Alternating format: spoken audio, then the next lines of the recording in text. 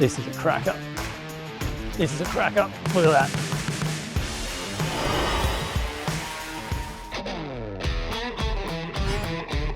First light, we are down fishing basically the ocean, and today it's all about big whiting. The burley pot's about to go in. There's the squid and the pippies, 2 whiting rods. Let's get to it. Okay, so baits I'm using is squid and pippies, but I'm just tenderising the back end of the squid a little bit, like so. Okay, this side here. And then I like to leave this side hard because that's where we're going to put the hooks through. Cut nice long strips, nice and thin, like this. And you'll see here, I like a bigger bait for these big whiting. So then from there, really easily pin it through the end, just like that. So it's nice and hard here for the hook, and then nice and soft down there. The whiting, just suck it in like a piece of spaghetti. Never want to wind it onto the hook, just multiple times. It bunches up, spins, makes it harder for the fish to get it in their mouth.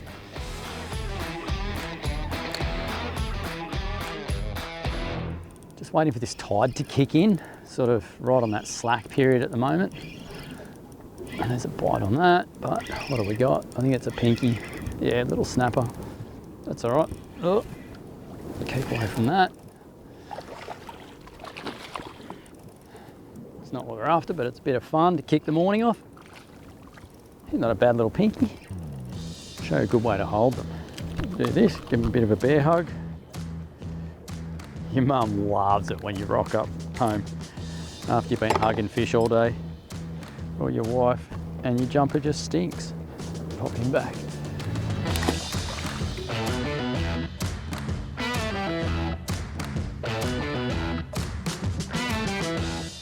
All right, here we go. It's all happening. That's the first one, right? And I don't really like to do this, but I'm thinking that this might be one too. So funny, you just get that tiny little kick of tide and it just changes. What have we got? What have we got? No, that's a pinky. So he can just sit there for a sec, but that's the first one. Nice whiting, not a monster. Biggest thing I find in this part of the world, I do like to run a much bigger hook because this part of the world and just inside, you know, Western Port, but you're fishing ocean water. This is ocean, full ocean water. You know, you've got heavy weed beds, sand holes, things like that. And in this part of the world, you're always a chance of that kilo plus whiting. I've caught them over 50 centimetres here. They've got a big gob. We run big baits. We're chasing big whiting. That's what it's all about. That for here is a small one. Just making my slurry, but it's important that you pour half your bag of ice straight over the floor instead of in the bag. And then just a tiny bit of salt water. I mean, it's about a 2/3, 1/3 mixture. Whole purpose of that is we are literally bringing the salt water below freezing, but the salt content in it stops it from freezing. So you put your fish in there, they get really cold, makes them better eating. Then I just zip that up like that. I leave that open there. And then as you get the whiting, you just shoot them straight in. So that is my burley cage. And it's got heaps of burley in it, but there's one bit I'm not loving. It's got lots of pellets, but I had some frozen burley log in the bottom, and that's all gone. That's all gone. So what I'm gonna do is grab another one, and what I like to do is get these big burley logs and just cut them in half at home with the hacksaw. Grab my knife, just do that, and that way as it thaws, the plastic's still in the cage so we're not littering. That's in there. And I just love, for these guys, these big whiting, I do love that sort of pilchard content or oily fish content in the burley. Tie that shut to make sure it's okay. We'll send that back down. You want to get it down to the bottom because that's where the whiting live. It's amazing how often you redo this and your day just changes. It just pulls the fish in. You'll notice here I use my downrigger for it. Why? Because it's always on the boat and it's really easy. As you can see, just wind that burley pot up, send it down. It's on thin cable. It's forward of the back of the boat, so I'm always fishing behind it. When you've got a rope off the back corner in the tide, the rope goes out like that and you tend to get a bit more tangled. But best of all, you don't tend to drive off with the burley pot down because as you turn around you go, oh, there's the downrigger. So it's a really great thing. for not only down rigging with lures and baits, but for using your burley pot.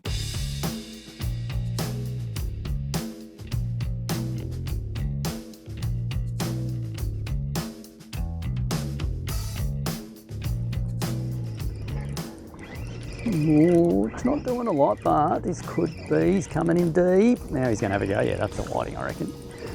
Yeah, that's a good whiting, Jesus. That's the one. That's a ripping fish. Now watch this. I don't like to net him. I don't like to do anything. I just like to swing him in. Look at that for a whiting. That is the fish we have come to catch. That is the one. That is a proper fish. See, these ocean fish, they just get really fat. Look at that. And that big hook, absolutely no dramas fitting in a gob that big.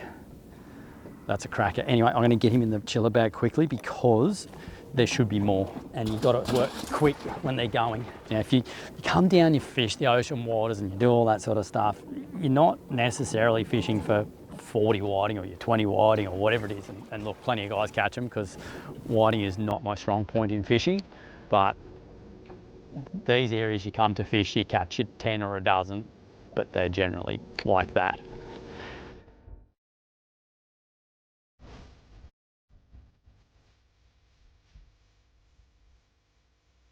This one is my noster rig, so sinker on the bottom, up about a foot and a bit, short dropper to the hook. I'm running heavy leader here too. This is 15-pound leader because you got weed and get snagged, you need to be able to pull it out, but you also get big whiting.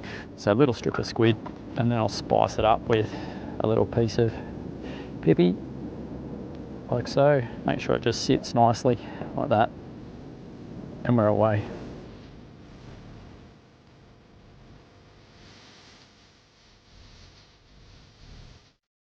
Yep.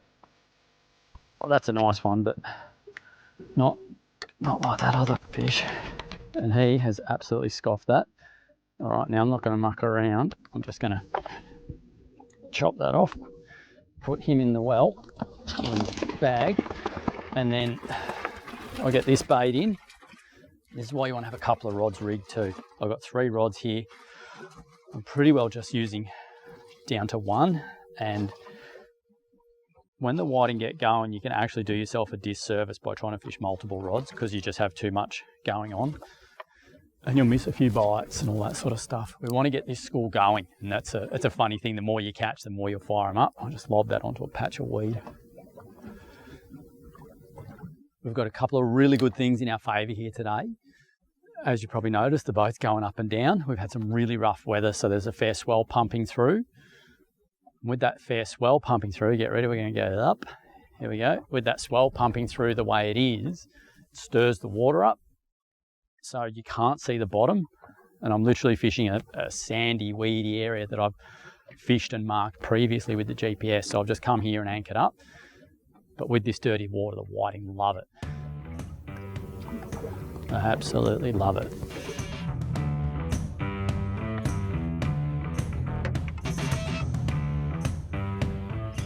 There we go. No, it doesn't feel. Oh, yeah, it could be. Yeah, I think that's a whiting. It's coming in deep. Now he's going to have a go. Yeah, that's a whiting, I reckon. That's a whiting. Yeah, that's another good one. Look at that. See that big swing straight in? There you go. Like, they're cracking whiting. If I catch 10 of these, like, this is a really successful session for me. I love these guys. I just love big whiting. But this is my extended paternoster rig. All right, so we've got swivel, 15-pound leader, short dropper. Okay, so that's obviously goes to the bottom.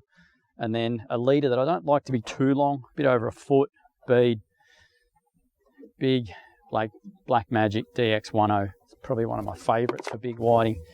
And then we just go squared strip, get that on, and get this back out. But there's also one other thing you really have to do is, I see a lot of people, they'll hoik their rig out and just let it blow around in the breeze. You need to have control of your rig. When I mean control of the rig, what I'm talking about, I'm feathering the line down, it's hit the bottom, just like that. You do not want to belly in your line because you won't see the bites and you won't feel the bites. So that there's getting a nibble. And then the other thing you can do with your whiting too, if you're getting a funny little bite, is just drag the bait a little bit. No. Just drag that bait, and quite often a moving bait's what gets them going.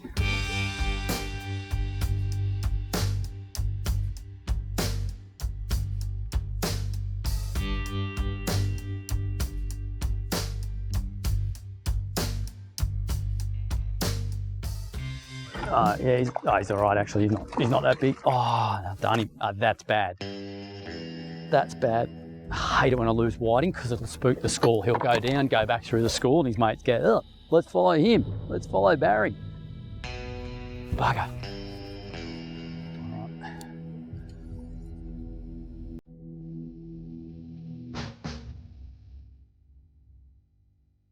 Quickly smash out a bunch of squid strips like this, nice and thin. Doesn't matter how long they are, just keep them thin. Pippies, pop them open, dig the meat out. I'll show you a really cool way to get the meat out of a pippy. Get half a shell, crack it in, use it like a spoon, straight out, straight in.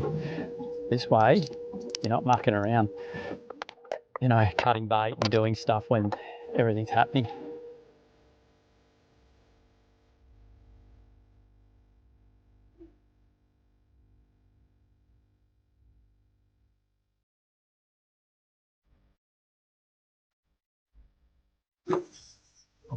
That's a big whiting. That's what that is.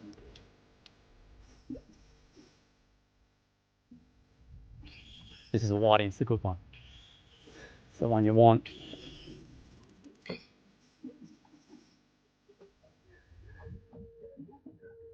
I'm hoping this is a whiting. I'm really hoping this is a whiting. Big whiting go hard too. Come on, be a whiting. Be the whiting. He's a whiting. Yeah, that's a good one. This is why I like to fish heavier. Most forms of fishing I fish light, but big whiting, I go heavy. I don't want to lose them. This is a cracker. This is a cracker. Look at that. That is the whiting you come to catch. I'll measure this guy. And I honestly believe a lot of people probably lose big whiting because they don't expect them to pull as hard as they do. But I'll show you, look at that. Right, big hook, right in the right spot. He's not going anywhere. I don't think he's 50, but he's getting up there. Let's have a little look. What do we got? Oh no, he's 50. There we go. He's a good one. He's not a kilo, but that's, you know, what's that? That guy is, yeah, he's about 50. Let's get him in the bag. I'm happy. I am really happy. These fish are sitting way back today. Like when I say way back, like 10 meters, 20 meters. And I wonder if it's just because behind the burley pot, I can't run a paternoster at the moment because there's just yakkers and trevally and everything sitting right on the burley, and the whiting are a bit timid, so they'll sit further back. So I'm just casting these baits further back, and that's where the whiting are coming from. Ooh, is it? I think it is. I think it is. Yeah, it is definitely. Yep. There we go. Get away from the motor. That's another good one. There you go. Okay. You know, these fish don't come thick and fast, but I like that sort of fishing. You're working for them. Right.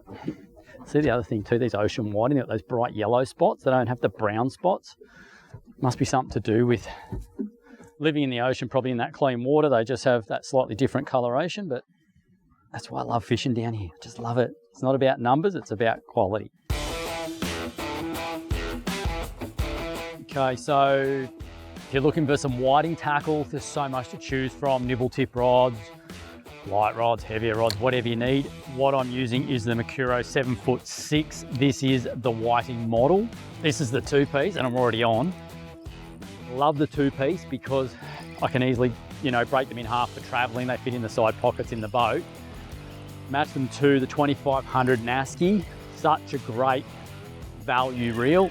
What do we got? A little pinky here. and they're loaded with 10-pound Nasci braid, 15-pound Flurocarbon leader, and you're in business. And look, I'm using these for King George whiting, but I also use these to bait fish for brim. They're really versatile, bait fishing for trout, whatever you may need. As far as a lure fishing rod goes, they're not ideal. They've got that white tip, as you can see, and they're very soft in the tip. They've got a bit of fiberglass mixed in the graphite, but that's what makes them so good for bait fishing. So you'll see, you know, when I get those bites, you see that tip really bounces. It's not a nibble tip, but it really bounces and then loads up through the working curve of the rod. So an amazing bait fishing rod. But if you're looking for a bait fishing rod, that's probably some of the factors you want to look at. Light tip, folds away, a little bit softer, it just works better. Oh, there's one. I think I need to just fish one rod here. I'm just going to make a mess of it with two. This is the whiting, he just hasn't woken up yet, but he will. So as I get vertical, he's a nice one. Yeah, he's a nice one. Like that. That is a bloody big whiting again. Here we go, and you'll see here, this rig, it's still the extended pattern noster. They call them kidney slappers because when you hold them, they whack around your kidneys. So, still that extended pattern noster, but it's got that little flasher on it. That's just little Black Magic whiting whacker rig, not the snatcher rig. The whacker comes on the longer leader, and I like those guys there.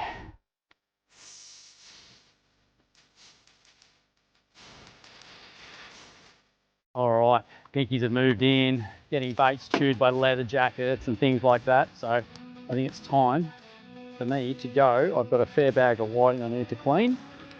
So we are out of here. If you ever get a fish and you swallowed the hook and you want to let him go, don't try and dig the hook out. Just chop him off, hop him back, and you do far less damage.